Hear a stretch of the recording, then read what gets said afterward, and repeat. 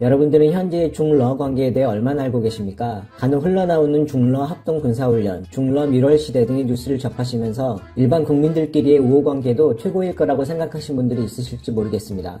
현실은 오히려 그와 반대의 상황이 아주 오래전부터 변함없이 쭉 지속되고 있다고 보시는 게 맞습니다. 10년 전에도 이렇게 러시아인들은 민간 영역에서는 중국을 배척했었습니다. 한일이 월드컵도 같이 치르고 같은 한미일 동맹관계이니 서로의 감정면에서도 최고의 관계가 아닐까라고 추측하는 서양인들이 많지만 실제 내부를 들여다보면 스포츠부터 외교까지 늘 팽팽한 긴장과 견제가 이어지는 관계인 것처럼 중국과 러시아도 뉴스에 나오지 않는 이면은 완전히 딴판입니다. 실제로 러시아 사람들에게 중국이나 중국인에 대한 이미지를 물어본다면 긍정적인 이미지라고 답하는 사람은 아주 찾기 힘들 것입니다. 중국인들도 마찬가지이고 그건 오늘 기사들에서 다루겠습니다. 잠깐 덧붙이자면 러시아처럼 중국 위쪽에 자리한 몽골도 비슷한데 중국인과 몽골인이 서로 바라보는 관계는 완전히 견원지간이라고 할 수 있습니다. 서로 마음속으로 무시하는 태도가 가관이라고 할 정도입니다.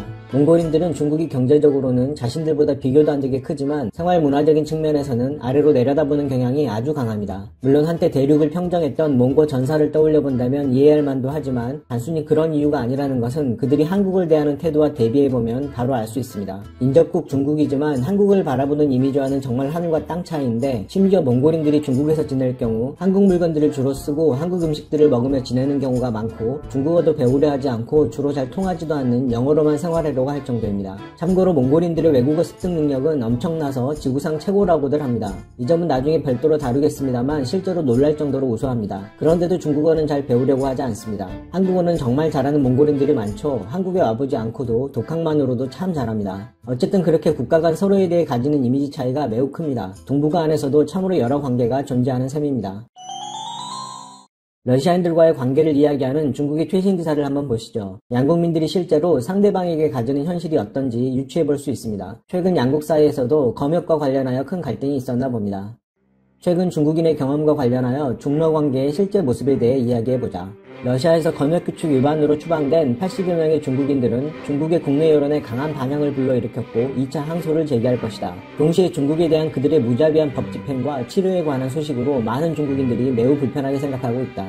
어떤 이들은 질문한다. 이것이 중국과 러시아 사이의 전략적 파트너십이란 말인가? 도대체 우리의 북독 친구들은 어떻게 생겼는가? 최근의 파동 속에서 중국과 러시아 측에는 큰 괴리가 있었다. 러시아의 검역 관련 요구사항을 위반해 격리에 들어간 중국인들은 그곳에서의 생활 환경에 불만을 품고 일부 러시아 직원의 엄격한 태도를 지적했다. 가장 중요한 것은 자국에 입국 시 집에서 자율격리를 하기로 설명했지만 내용은 러시아어로 돼 있어서 많은 사람들은 이해할 수 없었고 관련 규정에 대해 자세히 알지 못했다고 강조했다. 더구나 그에 대해 곧바로 퇴출 조치를 취한 것은 너무도 심각하고 극단적인 것으로 여겨진다. 러시아의 일반적인 상황을 바라볼 때 방역 규정은 중국인을 대상으로 할 때 특히 가혹하며 집행되는 과정이 매우 거칠다. 인터넷상에서는 러시아 대중교통에 있어 중국인들을 막기 위한 특단의 조치가 취해져 있다는 등 많은 소식들이 있는데 대체로 사실이라고 생각한다. 러시아 민간사회에서 중국인들은 종종 추가적인 번거로움에 부딪힌다. 그들 중 일부는 편견이나 차별과 관련된 것들이고 평상시에도 그런데 이런 상황에서는 더욱 심각할 것이라고 짐작된다. 여기서 러시아와 중국의 실제 관계를 솔직히 말해보자. 우선 러시아 정부가 중국과의 관계를 중시하고 러시아 사회가 전체적으로 중국과의 관계를 지지하는 것은 사실이다. 성공적인 개혁개방의 길을 통해 고도 성장을 이룩한 중국은 옛 소련이 망연자실하게 무너진 것을 경험한 러시아로부터 부러움과 존경을 받았다. 지난 수십 년간 중국이 강력한 이웃으로 변해가는 것을 지켜보면서 그들 중 일부는 복잡한 감정을 가질 수밖에 없겠지만 어쨌든 중국과의 새로운 시대를 위한 포괄적이고 전략적인 협력 동반자 관계는 러시아가 확고하게 인식하고 있는 전략이라고 할 수 있다. 그러나 다른 한편으로 중국을 내려다보는 러시아 사회의 일부 사람들의 심리는 관성이며 그들은 중국의 발전에 대한 여러 감정들이 혼합되어 있다. 이번 일은 그런 것들이 표면에 드러난 사건이라고 할 수 있다. 다음 기사에서도 중러 관계의 숨은 이면을 이야기합니다. 민간 교류에서 러시아로 진출하는 중국인들은 점점 많아지고 있고 그 중에는 불법 상인과 러시아를 이해하지 못하는 이주민들도 있다. 때때로 중국과 러시아의 민간 영역에서의 잦은 마찰은 서로에게 부정적인 인상을 심어주었다. 예를 들어 경찰이 거리에서 중국인을 귀찮게 하면서 뇌물을 요구하는 경우 확실히 일부 중국인들은 행동이 단정치 못해서 러시아 경찰에게 오히려 더 많은 퇴직거리를 만들어내고 있다. 중국과 러시아 사람들의 서로에 대한 인상에 있어 많은 부정적인 영향이 있다고 해야 할 것이다. 사실 민간 교류가 많을수록 더 많은 마찰은 생기는 법이다. 중한, 중일, 중인, 그리고 중국과 미국, 유럽 국가들 사이에서도 그렇지 않은 경우가 있었는가? 그러나 중러 민간 관계는 어떤 문제가 발생했을 때 여론상 쉽게 두드러지게 되며 양국의 관계 문제로까지 번지곤 한다. 근본 원인은 양국 사회 모두에서 중러 관계가 이처럼 높은 수준에 도달한 것을 못마땅하게 여기는 사람들이 있기 때문이다. 중국 일각에서 제기되는 불만은 왜 우리가 푸틴의 러시아와 친하게 지내고 미국과는 점점 멀어져야 하느냐는 것이다. 북극곰과 악수하는 것보다는 서방의 문명을 끌어안는 것이 중국의 바른 길이라는 것이다. 이외에 차르 러시아 시절 중국의 많은 땅을 빼앗겠다는 점도 빈번한 논쟁거리로 활용되고 있다. 중국의 이런 여론에 서방은 지지하기 마련이고 이를 통해 목소리를 더 확대하려는 경향이 생긴다. 또 러시아 쪽에서 보자면 중국과 치열하게 경쟁하고 있지만 미국이나 서방과의 진정한 화해를 이루지 못했다고 불평하는 사람들이 있다. 중국과 러시아의 정부 분야 외의 마찰은 계속될 것이다.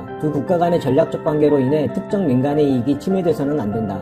분명한 권리 침해 행위임에도 눈을 감아버리는 것은 러시아 국민으로부터 존중을 이끌어내는 행위가 아니다. 아울러 외교는 해외에서의 이익을 보호하는 행위의 일부이다. 이번에 주 러시아 중국 대사관이 러시아 측에 제때 항의를 함으로써 여론의 지지를 얻은 것도 그런 점 때문이다. 동시에 우리는 민간 부문의 마찰로 인해 성장하는 두 국가 간의 관계에 의문을 제기할 수 없다. 중러 관계는 중국의 해외 전략적 균형을 위한 중요한 지원사항이며 이는 러시아에게도 마찬가지다. 사람들 사이의 시끄러운 분쟁이 양국의 이러한 국가 이익에 영향을 미쳐서는 안 된다. 전 세계적인 이번 파동으로 인해 점점 더 많은 국가에서 차별적인 주장이 발생하고 여러 분쟁들이 일어나고 있다. 이번 중국인들에 대한 부당한 조치와 처벌은 국가가 나서서 개선해 나가되 양국 국민들의 추가적인 오해는 피하도록 노력해야 한다.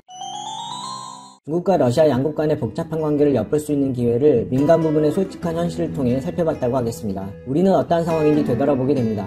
다음에는 이와 관련하여 이전에 한국과 러시아의 여러 분야에서의 협력 관계에 대한 중국과 일본의 조바심을 전한 영상이 있었는데 이전에 보신 분들도 계시겠지만 오늘 보신 중러 관계에 더해 러일 관계 그리고 우리와의 한러 관계까지 사고의 지평을 넓혀보는 계기로 삼고자 축약해서 더해봅니다. 군사 분야 협력과 한국 기업들의 러시아 극동 진출에 관한 내용입니다. 일본 한 신문사의 현지 방문 기획 기사입니다.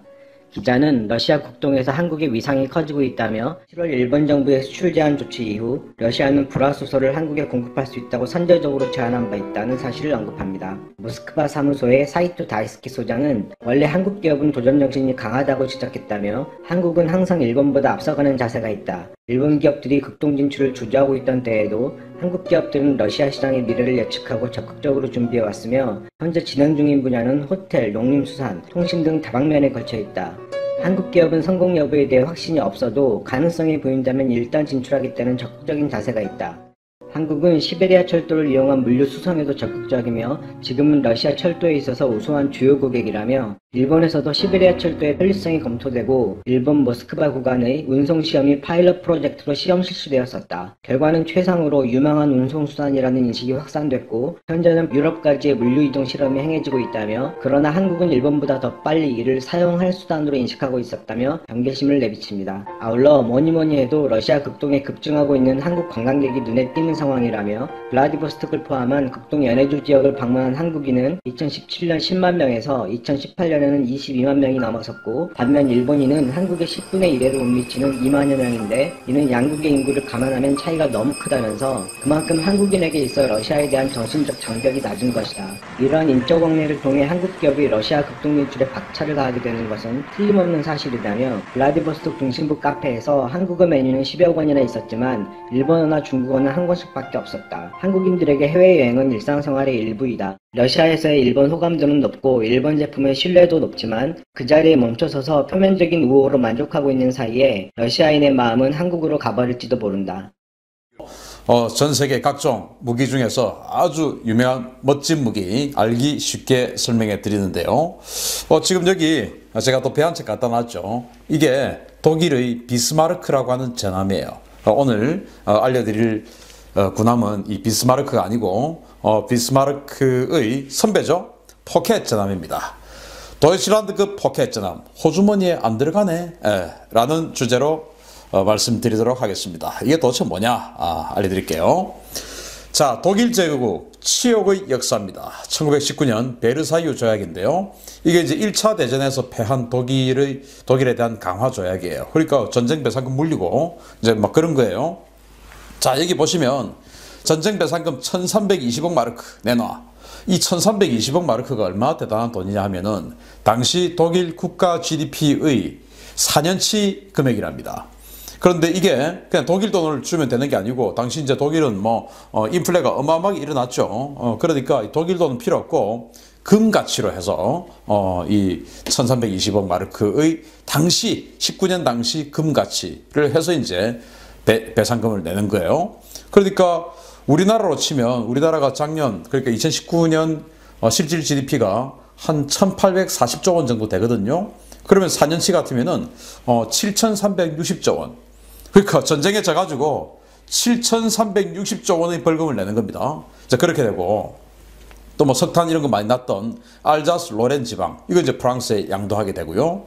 그리고 당시 독일이 가지고 있던 모든 해외 식민지를 포기합니다.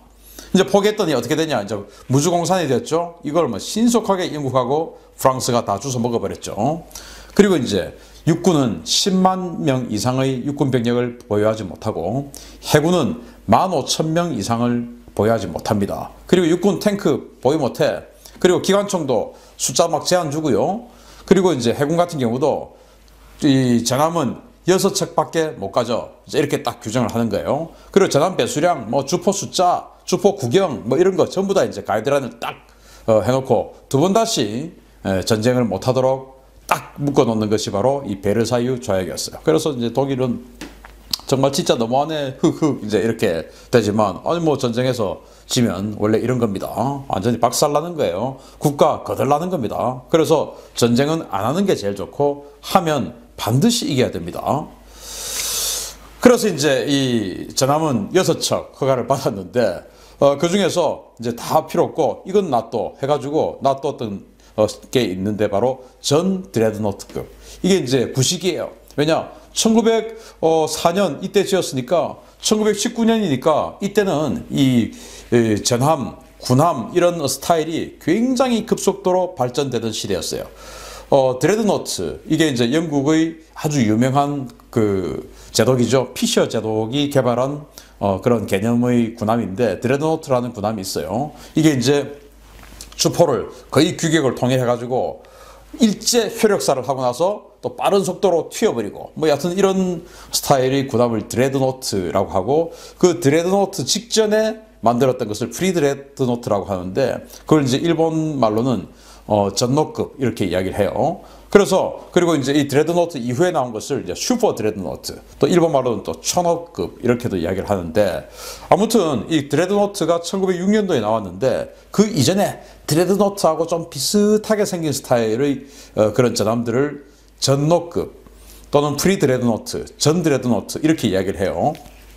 그걸 이제 독일이 세 척을 갖고 있었는데, 당연히 구형이죠. 이때는 뭐 슈퍼 드레드노트 이런 것도 막 밀어내던 그런 시절이었으니까, 이거 브라운슈바이크급 전함 세 척, 이거 이제 갖고 있어. 이거는 허용해 줄게. 왜냐? 별 쓸모가 없으니까 그렇습니다. 그리고는 6척이니까 3척 더 만들 수 있어. 그렇지만은, 야, 명심해라. 주포 11인치 주포 실으면은 이들 배수량 10,000톤 이상 한선이야.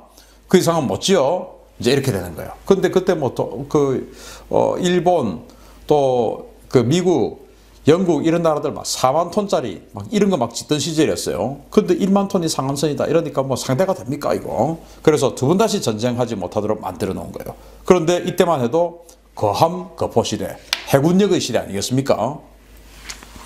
그래서 이제 신형 전함이 필요한 거예요. 1925년에 베르사유 조약, 여기에 안 걸리는 신형 전함이 필요하다. 그래서 바이마르 정부님이 크릭스 마리네님을 채팅방에 초대합니다. 크릭스 마리네, 바로 독일 해군이란 말이죠. 자, 야, 영국 놈들 진짜 해도 너무하네. 지들은 14인치 포에 4만 톤 넘는 초대형 전함 막 찍어내면서 우리한테는 10,000톤에 11인치 제한이라니, 그래서 이제 독일 해군이 패자가 무슨 할 말이 있겠습니까? 어쩔 수가 없죠. 그래서 드리는 말씀인데, 저게 좋은 묘수가 하나 있습니다. 그래서 뭔데? 이제 물어보니까 독일 해군이, 독일 하면 장인 하면 기술력 아니겠습니까? 1만 톤 정도 배수량에 11인치 주포 탑재하면서도 영국 놈들 저 전함하고 맞짱 뜨는 명품을 만들면 됩니다. 그래서 이제 독일 정부가, 아니 무슨 말 같지 않은 소리야. 10,000톤짜리 뭐 큰 대포를 어떻게 치러? 이제 그래서 이제 독일 해군이 일단 맡겨만 주십시오. 제가 상한선 내에서 기가 막힌 물건 만들어 낼 테니까요. 이제 이렇게 돼가지고, 그래 한번 해보자. 이제 이렇게 된 겁니다. 그래서 1933년 크릭스마린의 독일 해군이 부린 마법입니다. 포켓 전함의 탄생이에요. 기준 배수량은 12,630톤, 그리고 길이는 186m, 너비는 21m예요. 추진기간은 디젤, 그리고 이제 최대 속도는 28노트, 승조원은 1,040명, 무장은 11인치 주포 6문입니다. 그리고 5.9인치 부포 8문, 이렇게 해서 이제 무장을 갖추었고, 그리고 항공기는 AR-196 정찰기 한 대가 탑재가 됩니다. 당연히 이때는 이제 헬기 시대가 아니었으니까 그 수상에서 이착륙을 하는 그런 비행기였죠. 기준기를 이렇게 바다에 내려주면 그게 이제 쫙 해서 정찰하고 돌아오고, 그럼 또 기준기로 또 싣고 하는 거예요. 지금으로 치면 이제 해상작전 헬기죠. 이렇게 싣습니다. 이렇게 해서 영국한테 미안하다 좀 짓다가 보니까 약간 요만큼 오버했는데 이건 좀 봐줘라 해가지고 이제 영국이 그래 뭐 그 정도는 봐줄게, 우리 뭐 4만 톤급 이런 거 갖고 있는데 12,000톤 그거 뭐라고, 알았어 봐줄게 해가지고 10,000톤 이하였는데 12,630톤을 허가를 받고 이렇게 해서 이제 탄생을 시켰어요. 그래서 전함은 6척만 가지니까 아까 전 드레드노트 쓸지도 못하는 거 그거 3척이 있으니까 나머지 3척을 포켓 전함으로 찍어냅니다. 그런데 포켓 전함, 왜 포켓 전함이 됐냐? 그래서 이제 이걸 만들어 가지고 관함식을 하는 거예요. 관함식을 하는데 쫙 이렇게 세 척이 쫙 이동하는 걸 봅니다. 이 배 이름은 도이칠란드 1번함이에요. 그래서 도이칠란드 클래스라고 하죠. 2번함이 에드미럴 쉐어, 3번함이 에드미럴 그라프 슈페. 이래가지고 세 척이 쫙 가는데 이제 영국 기자가 저걸 딱 보고 저건 뭐 전함은 아닌데, 그렇다고 순양함이라고 하기에는 조금 더 뭐 주포하고 이런 거 보니까 순양함도 아닌 것 같고 조금 더 큰 것 같고, 그럼 뭐야 전함이라고 하기엔 너무 작고, 그러면은 그래 맞아 포켓 전함이라고 하자 해가지고 기자가 그렇게 써서 언론에 내니까 이게 이제 그렇게 그냥 네이밍이 포켓 전함이라고 되어버린 거예요. 그래서 전함은 전함인데 작다 이래가지고 이제 포켓 전함 이렇게 불리게 된 겁니다. 그래서 이제 세 척을 찍어내고 이게 독일 해군의 주력 군함이 됐어요. 자, 그런데 이제 히틀러가 집권을 했죠. 그래서 제3제국이 성립이 됩니다. 제3제국이 이제는 그 베르사유 조약 이런 거 다 걷어차버리고 막 무장하죠. 그래가지고 이제 제3제국에서는 이런 비스마르크 이런 거 이제 찍어냅니다. 그러니까 이런 진짜 정말 영국 해군하고 붙어볼 만한 이런 비스마르크 이런 거 찍어내니까 뭐 10,000톤, 12,000톤 이런 포켓 전함 이런 거는 이제 일선에서 물러나야죠.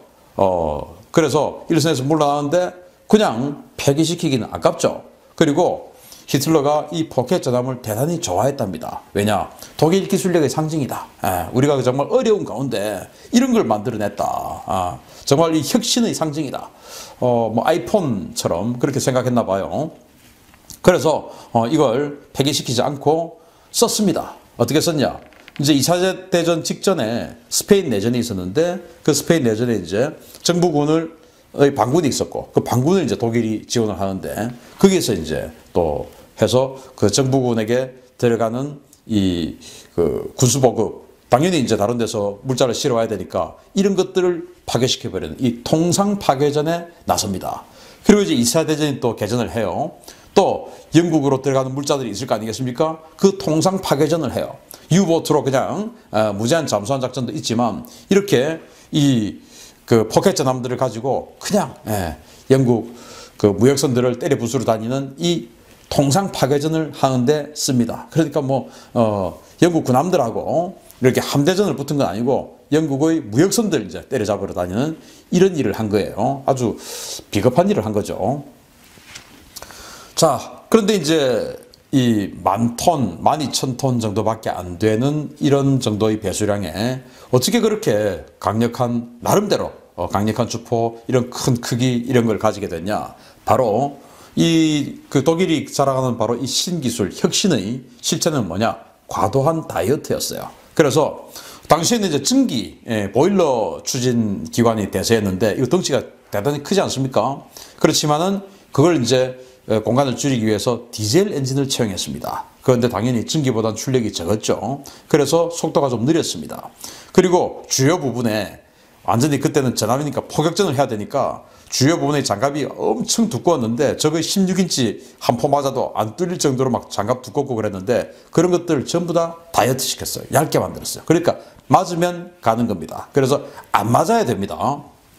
그리고 당시에는 이제 이런 그 접합 부분을 리벳 이런 거로 막 쪼고 이렇게 했는데 나사 같은 거 쪼고 이렇게 했는데 이건 전부 다 경합금으로 용접을 다 해가지고 만들었어요. 그렇게 해서 이제 다이어트를 한 겁니다. 그래서 일단 겉은 그럴싸합니다. 그렇지만 화력은 적은 16인치, 18인치 이런 주포 가지고 있는데 이 거함 거포 시대에 여기는 11인치니까 화력은 전함에 밀리고 속도는 또 순양함에 밀려요. 28노트밖에 안 되니까 30노트가 넘는 순양함의 속도는 밀리고 그래서 좀 애매한 이런 군함이 바로 이 포켓 전함이었어요. 또 2차 대전에 주력으로 쓰기에는 시기도 좀 애매했죠. 1933년도에 나왔으니까.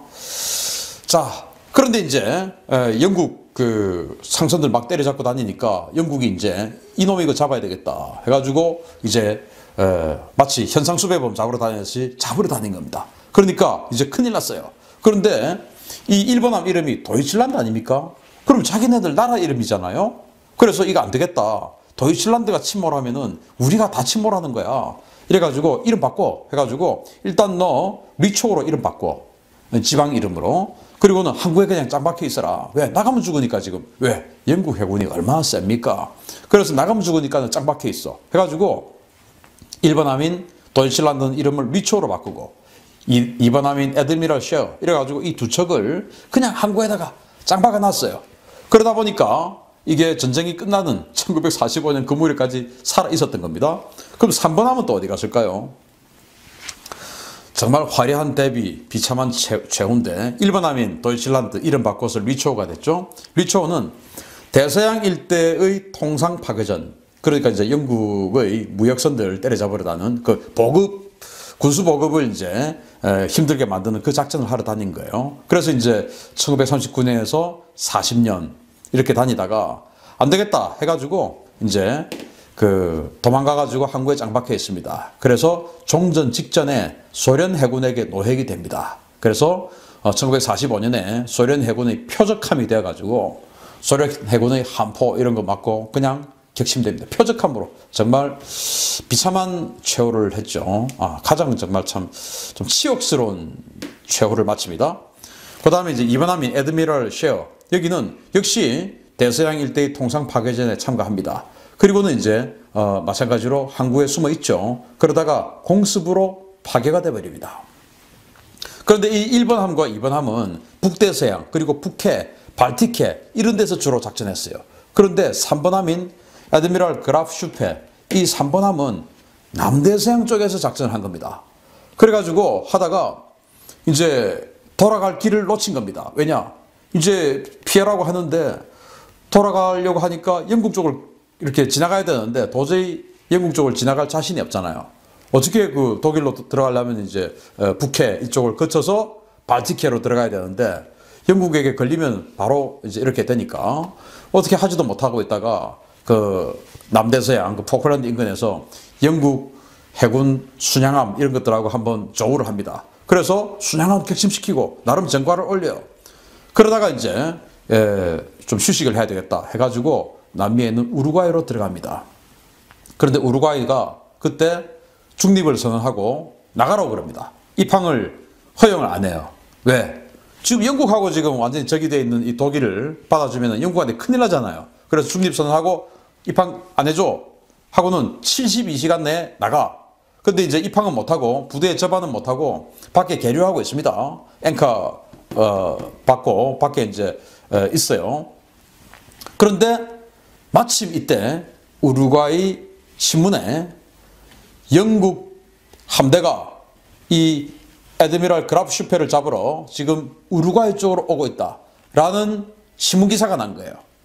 그래가지고 여기 내부에 있던 협조자가 밖에 지금 바다에 그 앵커를 내리고 서 있는 이 애드미럴 그라프 슈페에게 알려줍니다. 그리고 함장이 이제 큰일 난 겁니다. 이야, 우리 지금 포탄도 다 떨어졌고 연료도 없고 이 상태에서 영국 함대하고 붙으면 우리는 무조건 죽는구나. 안 되겠다. 해가지고 승조원들에게 너희들은 전부 다 지금 저 우루과이 저 항구로 잠입해서 들어가서 어떻게든 살아라 하고는 자기는 이렇게 스스로 목숨을 끊고 그리고 이 배를 차침을 시켜버려요. 그런데 알고 보니까 그 신문기사는 오보였던 겁니다. 정말 참 비극적인 그런 스토리죠. 이렇게 해서 포켓전함 세척은 베르사유 조약에 의해서 어려움 속에서 궁여지책으로 만들었던 이 포켓전함 세척은 또 역시나 정말 비참한 최후를 맞이하게 됩니다. 포켓전함 알려드렸고요. 다음에는 시간 내서 이 오늘의 보험 토크 임진호 전문가님과 함께하겠습니다. 자, 주제가요. 치매 진단비에 대한 건데 자, 이렇게 가능하다. 저번 주에도 치매에 대해서 말씀을 해주셨는데 어떻게 다른 건가요? 일단은 저번 주에 제가 갖고 왔던 어떤 솔루션은 치매 진단비를 준비하시는 데 있어서 손해보험사와 생명보험사의 조합을 제가 말씀을 드렸었는데 다시 한번 가져온 이유는 제가 뭐 치매 전문가가 아니고 네. 치매가 그렇게 중요한 질병이기 때문에 제가 다시 한번 좀 정확하게 말씀드리기 위해서 다른 솔루션을 드리기 위해서 이렇게 다시 한번 준비해 왔습니다. 네, 그러니까 치매에 대해서 다시 한번 정밀하게 좀 분석하고 싶다라고 하셔서 또 갖고 오셨는데 요즘 좀 치매로 인한 문제들이 많이 발생하고 있죠? 그렇죠. 일단은 제가 또 오늘 뉴스로 또 시작을 해볼 텐데요. 네. 일단 치매 아내를 돌보는 할아버님께서 이제 뭐 안타까운데 죽음을 맞이하신 건데 네. 일단 위를 보시면 현장에서 유서까지 발견이 되셨어요. 그래서 치매 보험 같은 경우에는 자신을 위한 보험보다는 가족을 위한 보험이죠. 그래서 저번 주에도 말씀드렸지만 저희 할머니께서 치매를 앓고 계세요. 근데 네. 그런 어떤 공익 광고를 예전에 본 적이 있어요. 그리고 치매를 이렇게 딸아이가 이제 어떤 화장을 하는 그런 광고였는데 네. 그리고 나서 나중에 확인해 보니까 그게 엄마였던 거죠. 그래서 이제 엄마의 엄마가 된다 이런 부분들이었는데 얼마 전에 저희 어머니께서 그러니까 저희 외할머니를 어디 이제 모셔다 드리다가 저희 할머니께서 이제 너가 엄마 같다라는 그런 말씀을 하셨어요. 네. 그래서 그만큼 치매에 이런 관련된 진단비라든지 이런 부분들을 확실하게 준비를 하고 가셔야 될 것 같습니다. 네, 그럼 이제부터 본격적으로 치매에 대한 어떻게 준비해야 되면 좋은지에 대해서 알아보도록 하겠습니다. 첫 번째로 어느 걸 알면 좋을까요? 가장 중요한 치매 유병률과 구성 비율인데요. 일단은 이런 부분들과 그리고 CDR 척도는 벗어나고 이제 뭐 얘기를 지나쳐 갈 수 없는 그런 부분들이에요. 그래서 다시 한번 정확하게 설명을 드리자면 네. 65세 이상 노인 인구가 이제 730만 명이고 추정 치매 환자 수가 일단 75만 명에 육박하고 있습니다. 그 유병률을 보자면 10% 정도로 책정이 되어 있는데요. 집중해서 보셔야 될 거는 치매 관리 비용이에요. 그렇기 때문에 1,630만 원이라고 확인이 되고 있는데 이런 부분들도 어떻게 보면은 경증 환자이기 때문에 경증 환자일 때 1,630만 원인 거고 그 이후에 이제 중증 환자의 경우에는 그 2배인 3,400만 원 이 정도로 확인이 되고 있습니다. 그래서 뉴스 기사를 제가 가끔씩 그리고 계속적으로 보여드린 이유 중에 하나가 가장 공통점은 남녀 구성 비율이에요. 그렇기 때문에 여성보다 남성보다 여성이 훨씬 더 발병 확률이 높습니다. 그래서 혹시나 이 방송을 보고 계신 시청자분께서 내가 지금 보험이 잘 준비가 안 되어 있다면 이런 부분들도 짚고 넘어가셔야 될 것 같고요. 그리고 유병 치매율을 보시면 10%로 확인이 되시는데 처음에 시작할 때 65세부터 69세까지는 4.2%로 다소 좀 적은 비율이죠. 근데 85세 이상을 보셨을 경우에는 32.6%로 아주 높은 확률을 보이고 있습니다. 이거는 이제 연령대가 높아지면 높아질수록 고령화 사회가 가면 갈수록 비례적으로 같이 올라가야 되는 상황들이고요. 그리고 중등도별 구성 비율을 볼게요. 최경도, 경도, 중등도, 중증순인데 가장 큰 비중을 차지하고 있는 게 이제 경도죠.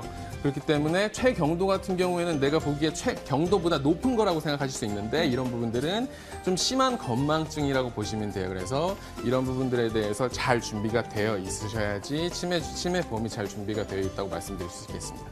네, 치매 유병률과 구성 비율까지 꼼꼼하게 짚어주셨는데요. 그런데 저희가 치매를 보면은 뭐 경증부터 중등도까지 CDR 척도를 기준으로 하잖아요. 여기에 대해서 좀 궁금하신 분들이 많으실 것 같아요. 예, CDR 척도 너무 많이 들어보셨을 거예요. 네. 일단은 치매하면 CDR 척도로 구분이 돼서 이제 기준을 가지고서 이제 치매의 어떤 보험의 보험료라든지 보험금이라든지 이런 부분들이 책정이 되는데 네. 일단 경도를 보실게요. 경도 같은 경우는 일상생활에 지장이 있는 기억장애 좀 네. 어떻게 보면 보시면은 펜을 쓰다가 제가 펜을 아까 들고 있었는데 이 펜이 어디에 쓰는 물건인지 기억이 안 날 때, 이럴 때가 이제 펜을 쓰는 물건이잖아요. 그런 적 많은데. 뭐 네. 젓가락질을 하신다거나 이런 부분일 때 이제 경도 치매 진단을 받게 되시고요.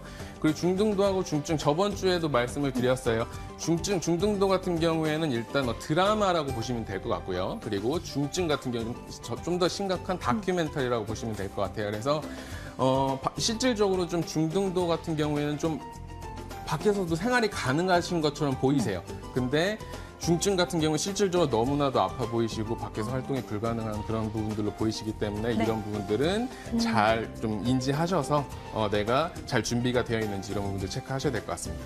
네, CDR 척도도 알아봤는데 사실 치매뿐만 아니라 나이가 들수록 여러 가지 질병에 대한 장애가 생길 수가 있는데요. 이런 것들도 하나씩 짚어주시면 어떨까요? 예, 일단 질병 후유 장애 제가 일단 저번 주에는 손해보험사의 진단 자금을 가지고 왔었는데요. 제 질병 후유 장애 뭐가 지금 치매하고 가장 연관이 있나라고 궁금해하실 것 같아요.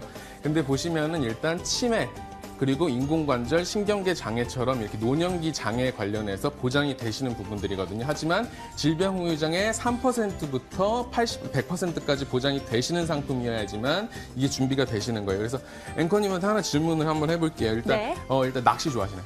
낚시 몇 번 해봤는데 좋아하진 않습니다. 좋아하진 네. 않으시고 그러면 제가 오늘 회전 초밥을 먹고 왔는데 네. 고기들이 엄청 많았어요. 근데 좋아하시는 뭐 어종 내가 만약에 초밥이라든지 회를 먹는다면 네. 이걸 좀 먹어야겠다.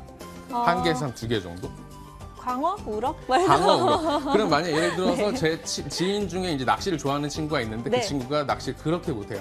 근데 꼭 팁을 주는 게 이제 미끼 관련해서 미끼가 좋아야 된다고 말을 하거든요. 네네. 근데 질병 후유장애 미끼가 있다면은 내가 실질적으로 밑에 고기가 네. 치매도 낚을 수가 있고 인공관절도 낚을 수 있는 상황이 되는 거죠. 네. 그렇기 때문에 이런 부분들을 내가 만약에 지금 현재 준비가 되어 있다면은 네. 조금 더 높여서 설정하시는 게 좋고 예를 들어서 치매뿐만이 아니라 다른 질병들도 같이 보장이 되기 때문에 그렇기 때문에 질병 후유 장애로 치매 진단 자금을 준비하실 수가 있습니다. 네. 자, 질병 후유 장애로 치매 진단비까지 준비할 수 있다라고 하셨는데요. 한 번 더 자세하게 한번 짚어보도록 하겠습니다. 예, 일단 질병 후유 장애로 인해서 보장 예시 금액이 있고 5천만 원을 기준으로 해서 다른 어떤 이런 부분들을 다 보장을 받으실 수도 있고요. 그리고 이 추가적으로 아까 말씀드렸던 치매 진단 자금이라든지 경증을 제외한 중등도 중증일 때 보장을 받으실 수 있는 부분들이 있어요. 그래서 참고하시면 될 것 같습니다. 네, 질병 후유 장애 그리고 치매에서 5천만 원 가입 기준으로 자세하게 하나하나 보장 예시를 들어주셨는데요. 그런데 저희가 손해보험과 생명보험도 각각 그 치매 관련 진단비가 나올 것 같은데 좀 비교를 하시면 더 좋을 것 같아요. 예, 일단은 CDR 촉도 이전부터 보장을 받으실 수가 있어요. 그래서 약간의 치매 같은 경우에 이제 40% 정도의 치매 진단 자금을 받을 수 있게 되고요. 그리고 CDR 척도 3점 중증 같은 경우에는 60%의 치매 어떤 진단 자금을 확보하실 수 있어요.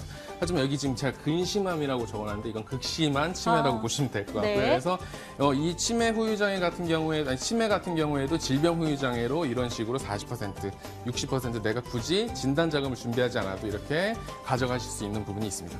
네, 그러면 손해보험과 또 생명보험의 장단점이 딱 나와 있는데 어떻게 좀 비교하면 좋을까요? 네, 일단은 질병 후유 장애 3%를 기준으로 해서 동일하게 2천만 원으로 설정을 해봤어요. 근데 여기서 중요하게 보셔야 될 점은 여기 손해사는 80세 만기고 비생명사 같은 경우는 종신 만기죠. 치매 어떤 질병의 특성상 단기간으로 가져가시는 것보다 장기적으로 운영을 하셔야 되는 그런 질병이기 때문에 80세 만기보다는 종신 만기로 가져가시는 게 훨씬 더 그 시청자분들께 더 이득이라고 보실 수 있습니다. 네, 그러네요. 그러니까 종신으로 가져가는 게 더 이득이다라고 하셨는데요. 그러면은 간병비 같은 경우는 어떻게 달라질까요? 간병비는 저번 주에도 말씀을 드렸어요. 일단 손해보험사에 매월 100만 원씩 지급이 되고요. 동일하게 지급이 되지만 손해보험사는 5년 동안만 지급이 되게 돼 있고 생명보험 같은 경우에는 종신토록 지급이 되게 돼 있습니다. 하지만 이 부분들도 3월 안에 준비를 하셔야지만 이 조건으로 가실 수 있는 거고 이후에는 이것도 동일하게 변경이 될 수 있는 부분들이기 때문에 참고하시면 좋을 것 같습니다. 네, 그렇다면 가장 중요한 치매보험에 대한 예시 솔루션 한번 살펴보도록 하겠습니다. 자, 지금 이렇게 빈칸이 있는데 이게 뭔가요? 이거는 일단 네. 그 생명보험사는 이 담보가 이쪽으로 보장이 되고 그리고 이 비생명보험사에는 100만 원씩 종신토록 지급이 되는 이런 부분들을 설정을 한 건데요. 일단 질병후유장애를 생명보험사에 가져가고 그리고 나서 비생명보험에 종신토록 지급이 되는 매월 100만 원씩 보장이 되시는 이런 부분들을 가져가실 수 있는 걸로 설정을 했기 때문에 이게 제가 오늘 가져온 어떤 그 솔루션이라고 보시면 될 것 같습니다. 네, 빈칸이 있으니까 또 솔루션이 확 들어오는 것 같은데요. 그런데 연령별 보험료가 좀 다를 것 같아요. 40세부터 60세까지 얼마큼 차이가 있는 거죠? 일단은 40세, 50세, 60세 기준으로 해서 보험료가 큰 폭으로 올라가진 않아요. 특히 후유장애 같은 경우에는 네네. 3만 원에서 마지막 60세 기준으로 해서 여성분이 33,000원으로 설정이 되어 있는데 이런 부분들은 후유장애, 질병 후유장애뿐만이 아니라 상해 후유장애 비율도 같이 들어가 있는 부분들이에요. 그렇기 때문에 총 보험료를 설정을 하셔서 나한테 가장 적합한 보험을 준비를 하시는 게 좋을 것 같습니다. 네, 치매보험에 대해서 자세히 알아봤는데요. 그럼 저희가 요점 정리로 딱 이것만 기억하면 좋다 이런 게 있을까요? 예, 일단 첫 번째로 3%부터 100%, 80% 아닙니다. 3%부터 100%까지의 질병 후유장애 담보로 치매 진단비를 확보를 하시는 게 좋을 것 같고요. 그리고 생명보험사, 손해보험사의 상품에 장단점을 활용을 하셔야 돼요. 그렇기 때문에 80세 이후보다는 종신까지 보장이 되는 질병 후유장애 준비하셔야 될 것 같고요. 네. 그리고 지정 대리인을 청구인을 등록을 하셔야 되는데요. 이런 부분들은 저같이 이렇게 관리를 잘 해드리는 어떤 그 전문가를 통해서 준비를 하신다면 굳이 필요하시거나 뭐 어떤 그 선택권이지만 제가 먼저 갈 수도 있잖아요. 그렇기 때문에 이런 부분들은 설정을 하셔서 이제 대리인을 청구를 하시는 게 좋을 것 같고 그리고 가장 중요한 거 4월 이전에 종신토록 보장 가능한 이 부분들을 확보를 하셔야 됩니다. 네, 이렇게 그렇군요. 말씀드리고 싶습니다. 네, 이렇게 해서 또 혹시 핵심 포인트까지도 살펴봤습니다. 치매 진단비 이렇게도 준비 가능하다. 저희가 다시 한번 정리 도와드릴 테니까요. 그리고 미니 토크로 돌아올게요. 그리고요. 정말 내 보험에 대해서 치매 보험 그리고 그 밖에도 궁금한 점이 있으시다면 전화번호 02-2077-6254번 그리고 문자는 샵 0988로 보내주시면 여러 가지 또 최신 정보와 함께 자세하게 상담 도와드리겠습니다. 그럼